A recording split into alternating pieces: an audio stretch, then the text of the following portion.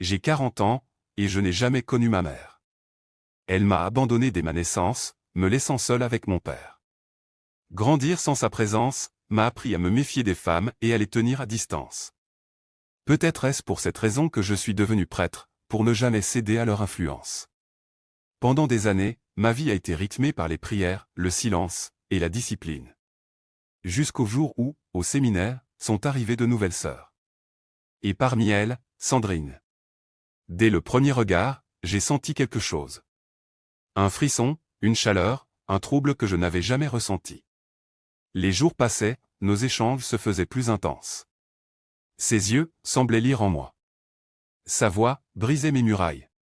Elle venait me voir, discrètement, toujours sous prétexte de service.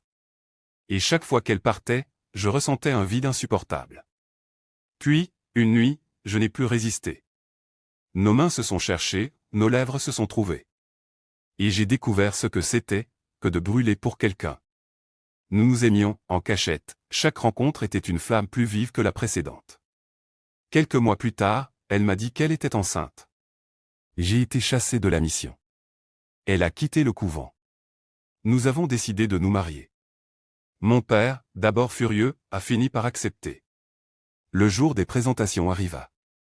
Elle entra, radieuse, suivie de sa mère. Je n'ai rien remarqué, mais mon père, lui, a pâli. Son regard s'est figé, ses mains tremblaient. Puis, d'une voix brisée, il a murmuré, « C'est elle, mon Dieu, c'est ta mère. » J'ai senti mes jambes se dérober. Ma fiancée, la mère de mon enfant, était ma sœur. Et cette femme, celle qui m'avait abandonné, venait de revenir dans ma vie. Non pas pour la réparer, mais pour l'achever.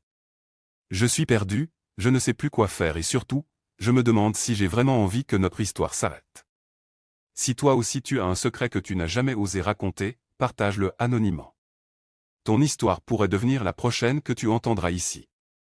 Abonne-toi pour ne pas rater les prochaines histoires.